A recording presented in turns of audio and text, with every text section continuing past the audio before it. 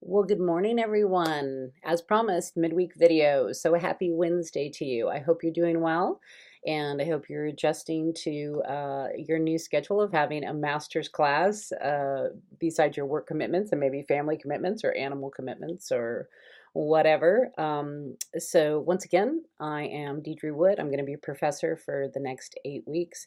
Um, I'm filming at home in my work office, and every once in a while you will see my dog Opal pop by, roll by, or a cat or one of our mini animals pop by, but hopefully it should be pretty quiet. So I just wanted to go over a few things this week. I didn't want to overwhelm you on Monday, so I just left the welcome video and thought I'd come back to you on Wednesday. So just a reminder that with our discussion boards, they're a very important part of our online classes since we're not meeting live and we're not meeting through online real time. So these discussion boards are really where we have our great conversations and our aha moments, and we can all kind of share meeting of the minds. So please make sure that your first response to the discussion board is submitted on or before 11:59 p.m. on Thursday nights, and that your follow-up responses are submitted on or before 11:59 p.m. on Sunday nights. I'd really like you to post earlier than like 9 or 10 or 11 o'clock on Sunday night, because then that's really not part of the conversation. But I also understand that sometimes the week just gets away from you. You know, it does for us too. So please know that. Which brings me to the second thing, stress. Everything in research shows that people that are under a high amount of stress don't learn well. So I don't want you stressing about this. Yes, I want you to meet deadlines. Yes, I want you to do the work. Yes, I want you to learn. But if things come up in your life, let me know. We're all doing a lot right now. And if you start worrying about things and then, stressing, you're not going to get out of this what you want to get out of this, which is higher education and understanding, and something that you can bring back to your classroom and for new teachers use in your career, and for teachers that are midway through or towards the end of retirement, maybe something that rejuvenates you, or makes you, look at your curriculum differently and, change it up. So, you know, if you get in a stressful situation, or if you feel really overwhelmed, please contact me, email me, let me know what's going on, and I'll be happy to work with you. Okay. Um, I had last year, talking about philosophy statements, what we're doing, this week. Last year, I had one of the worst years of my life. No joke. I mean, 2018 is still going, I should say. So I'll be happy to see January 1st. But, I was teaching high school. I was caregiving two elders. My husband's mother, we had brought her down in June of 2018 from Valley to live with us and care for her. And unfortunately, she was already quite ill when we brought her to us, and we weren't able to turn the tide on that. So she was sick throughout the summer, and then in October she had a stroke, and then a week after she had her stroke, I tripped off the front porch. Just a very silly trip that I wouldn't have thought anything about, but I caught my foot just right in between the steps and it just snapped. And I'll never forget the sound of it. It really sounded like a ball cracking on a wooden bat. And my husband's eyes were like, and he was like, "Oh my, are you all right?" And it was funny. I was crying, and he's like, "Is it that painful?" And I said, "No, it's just now it's another thing." And I know you all understand that. Suddenly, it was my right foot. I couldn't drive. I was out of school for 2 weeks. My students, when I came back, had to roll me around in a wheelchair. Talk about a humbling experience, being rolled to the bathroom by your students. And then the week after I broke my foot, my husband's mother died, and I was very close to her, so it was really difficult.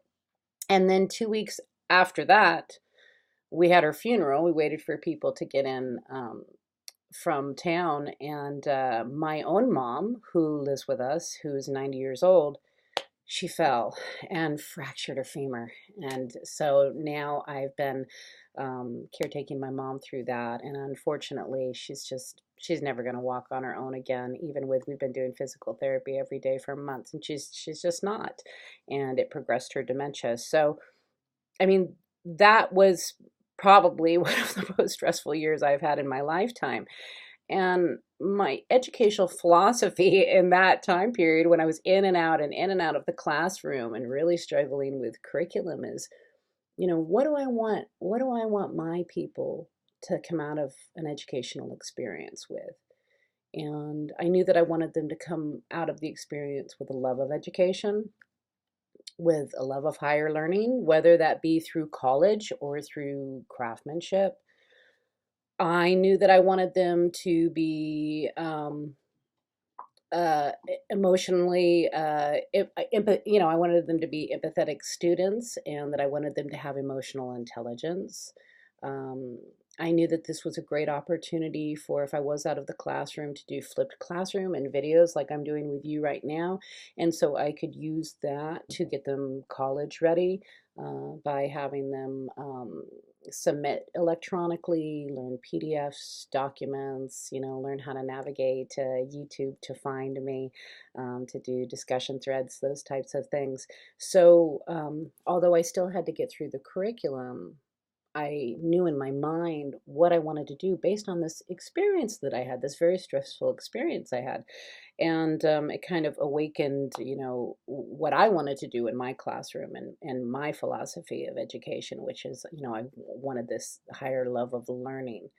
Um, and so, that's what I did. And I ended up having one of the, even though it was very difficult and I was in and out of the class, the kids were very empathetic, and so were their parents. And we had this amazing learning experience because it took us to this place where we were thinking outside of the box with the learning while I was dealing with these two elders. And they also learned a lot about how to multitask. And multitask is not always a good word, and maybe, how to continue on. Grit. They watched me use my grit, and one of the biggest predictors for, educational success is grit. Uh, we see this in all the studies. It's not homework, although homework's fine. I'm not saying it's not, but grit's one of the biggest predictors. Are you going to keep going when it gets hard? Are you going to be able to, figure these tasks out while you're dealing with all of these stressful things? So, believe me, I know what you're all going through out there, and that you all have your own experiences that you're dealing with while you're doing this master's program. And I applaud you and commend you for doing it. It's going to help you with your teaching, and also financially with your families. So that's wonderful. So one of the things that I wanted you to look at this week is, I've already put you in your groups for your week 3 assignment. And please don't switch yourself out of the groups, even though I've given you the ability to do so. You're already in groups of 2 or 3. And we really want you, the instructors in your Concordia program. Sometimes we let you self-select, but a lot of times you self-select friends, of course, and like-minded people. And we want you to be, working with all different people and people you don't know. And that's how you build your teaching community. And later on, when you go into classes, that talk about like ed technology and those types of things, remember that, an online community of teachers may be something that is your salvation, ages from now. Uh, People that you don't even know reaching out and helping you through these communities. So we want to go ahead and have these experiences. So in assignment number 3, I said, as a group, decide on one obstacle or challenge that students might face. You can look at this on a larger scale and in regards to overall school culture, bullying, peer pressure, family expectations, family involvement, family norms, poverty level, or you can narrow your focus to a challenge as seen more prevalently in the classroom: lack of motivation, language barriers, disengagement due to cultural norms, competition. Put together a slide that clearly states the obstacle or challenge you will focus on, and any other pertinent information to set the stage for your audience. So you're going to be looking at issues that may arise. And we've put a lot of great issues up there for you to consider. And, it's interesting, sometimes you find out these stressful situations that are going on with these students just by sharing your own information. So, I just told you about my year and my hard year. And uh, I had a student who I loved dearly, but he was late every single morning for class, for morning class, like a good 15 to 20 minutes, sometimes 30 minutes late. And I was supportive to begin with, and then I was getting annoyed. And I knew that, he might be having a hard time getting there on the bus or through family commitments or those types of things. But and I never got into it with him or anything like that. He was a really nice kid, but it's just like, oh, I just wish you'd get here on time. And so, because I shared the information about my mother-in-law and my mother and what I was going through, because it began right at the beginning of the school year, of course. After a few more weeks, he felt comfortable enough to share with me that his mother had had a medical emergency. She was raising him. He was the oldest, and there was three younger siblings. She'd had a medical emergency and was not in good health and was wheelchair bound. And he was actually, even though they did have help from society and those types of things, he was still responsible for getting all of the younger siblings to school and getting his mom to adult daycare before he got to class. So, that was something that I could think of. And once I knew that, then I was able to change my perspective on what was happening and not be so rigid as like, why aren't you in class? Well, that makes sense. And also find ways to work around to make sure that together we could get what he was missing caught up, so that he wasn't feeling so much stress in the classroom and so much stress outside of the classroom. So these are things that you want to think about. You don't want to just limit your view as to what might be going on in the classrooms with the students, and I'm sure that most of you do not, or all of you do not, I would hope. But sometimes we don't realize what kids are dealing with outside of the classroom. Sometimes they have addictive parents, sometimes they have abusive parents, sometimes they have absentee parents, sometimes they're being raised by grandparents or staying with friends, or other family members. Sometimes they're ill, and we may have a note from the nurse, but we may not really know how long they've been struggling with that or how it's affecting them. So, this first week, I just want you to touch base, with your group members. There's 2 to 3 per group.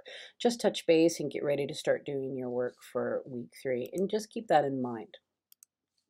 Back to the assignment 1 philosophy statement. Remember that you're supposed to compose a 2-page philosophy statement based both on personal experience as an educator and on the definitions, theories, and rules of the curriculum worker as found in Chapter 1 of the Ornstein and Hunkins 7th edition text, and also consider how major and educational philosophies as outlined in Chapter 2 resonate with your teaching philosophy and your pedagogy.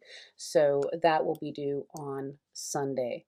Last thing then I want to bring up is just once again the discussion board. You are kind of doing a meet and greet through the discussion board, finding out a little bit about each other, and you're also commenting and reflecting on the video that I asked you to watch, the TED Talk that I asked you to watch this week. And a couple of you already watched it. I think you'll enjoy him. He's very good. Let's see, a little bit more about me. I don't think so. We're running out of time. I think you know by now, I take care of my mom. I'm happily married, I hope. I think so. I have a historic cabin in Big Bear that I'm rebuilding with my husband. The shell, the outside of it was great, but the inside was a mess, and it's actually really relaxing to go up there and build things with my husband. I have 3 children. My oldest is 35, and 35 in October. She is a NICU nurse. My son is the middle baby. He is a musician. He's in a very well-known band called Best Coast. He's the drummer. He's also a producer and a musical engineer. Super talented, can play any instrument. It's really disgusting. And my youngest is doing criminal justice and biology. She graduates this year, and then she wants to work in the FBI lab up north. So I'm not sure she's coming back to Long Beach with us. I think she'll probably stay there. And that's about it. And I hope you have a wonderful week. And please contact me if you need me. And I look forward to working with you. I'll talk to you soon. Bye bye.